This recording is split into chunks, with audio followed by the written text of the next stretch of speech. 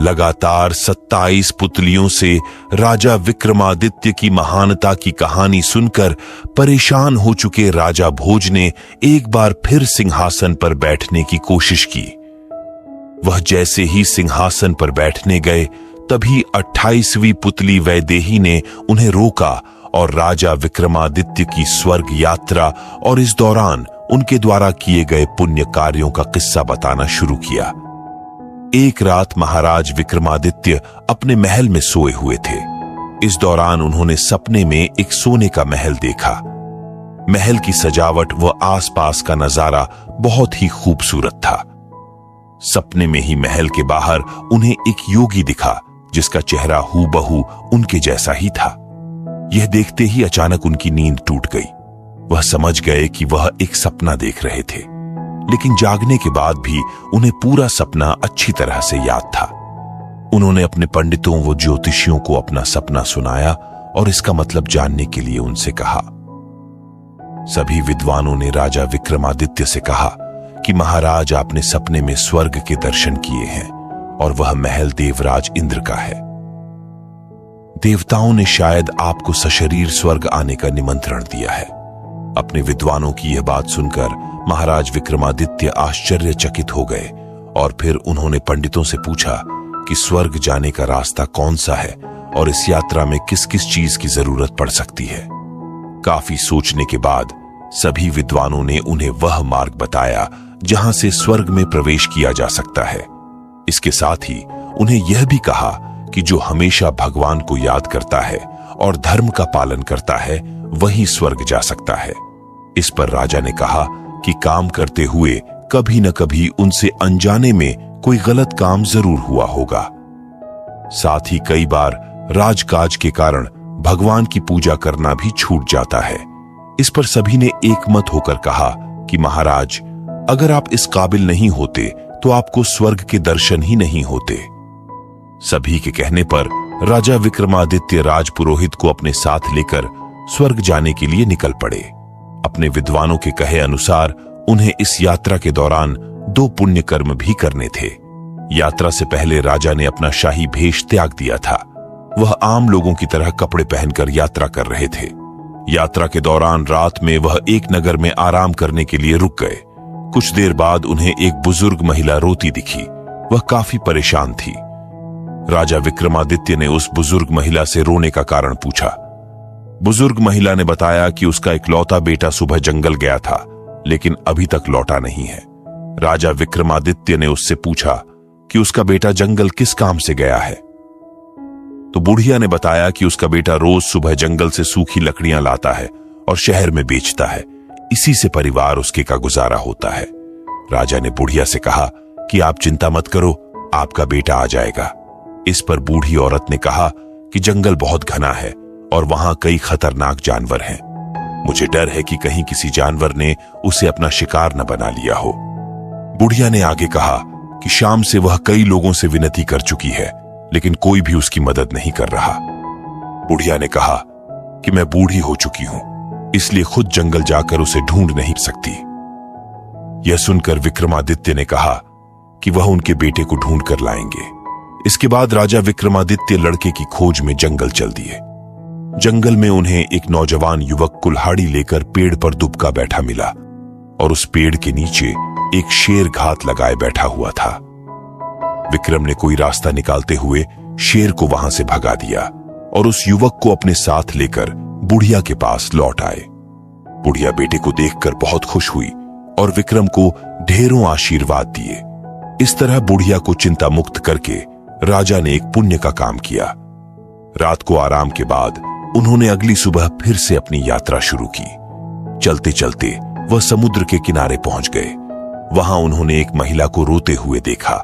जब वह उसके पास गए तो देखा कि समुद्र के किनारे पर एक जहाज खड़ा है और कुछ लोग उस पर सामान लाद रहे हैं। जब उन्होंने महिला से रोने का कारण पूछा तो उसने बताया कि कुछ महीने पहले ही मेरी शादी हुई है और अब वह गर्भवती है।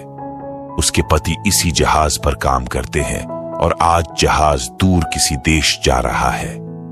यह सुनकर राजा विक्रम ने कहा कि इसमें परेशानी की क्या बात है, कुछ ही समय बाद तुम्हारा पति लौट आएगा। इस पर उसने अपनी चिंता का कारण कुछ और बताया। उसने कहा कि कल उसने सपने में सामान से लदे एक जहाज को समुद्र के बीच भयानक तूफान में गिरते देखा है। तूफान इतना तेज था कि जहाज टूटकर समुद्र में डूब गया और उस पर सवार सभी लोग मर गए।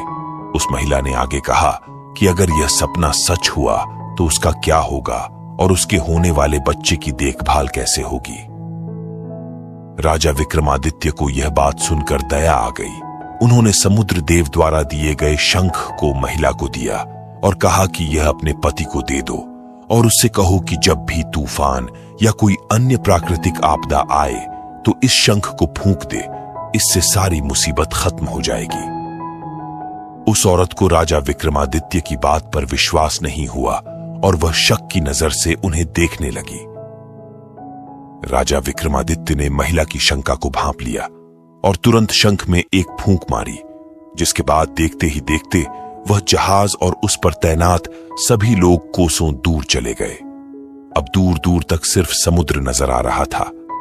वह औरत और वहां खड़े अन्य लोग यह देखकर हैरान हुए।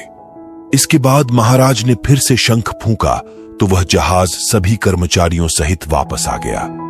अब उस औरत को शंख की शक्ति पर विश्वास हो गया था।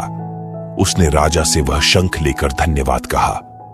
राजा विक्रमादित्य उस औरत को शंख देकर अपनी यात्रा पर आगे बढ़ गए।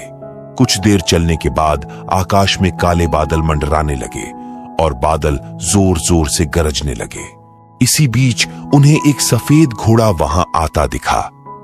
जब वह घोड़ा उनके पास पहुंचा तो एक आकाशवाणी हुई कि हे महाराज विक्रमादित्य, इस धरती पर तुम्हारे जैसा पुण्यात्मा और कोई नहीं हुआ। स्वर्ग आने की इस यात्रा में तुमने 2 पुण्य कार्य किए हैं, इसलिए तुम्हें लेने के लिए एक घोड़ा भेजा जा रहा है जो तुम्हें इंद्र के महल तक पहुंचा देगा। यह सुन विक्रमादित्य ने कहा कि मैं अपने राजपुरोहित के साथ स्वर्ग की यात्रा पर निकला हूं, इसलिए स्वर्ग जाने के लिए उनके लिए भी व्यवस्था की जाए। यह सुनकर राजपुरोहित ने कहा, राजन मुझे माफ करें, मेरी सशरीर स्वर्ग जाने की इच्छा नहीं है। अगर भगवान ने चाहा तो मरने के बाद स्वर्ग आऊंगा और खुद को धन्य समझूंगा। इसके बाद राजा विक्रमादित्य राजपुरोहित से विदा लेकर घोड़े पर बैठ गए। कुछ ही देर में घोड़ा आकाश में दौड़ने लगा और दौड़ते दौड़ते इंद्रपुरी पहुंच गया। इंद्रपुरी पहुंचते ही राजा को वही सपनों वाला महल दिखा।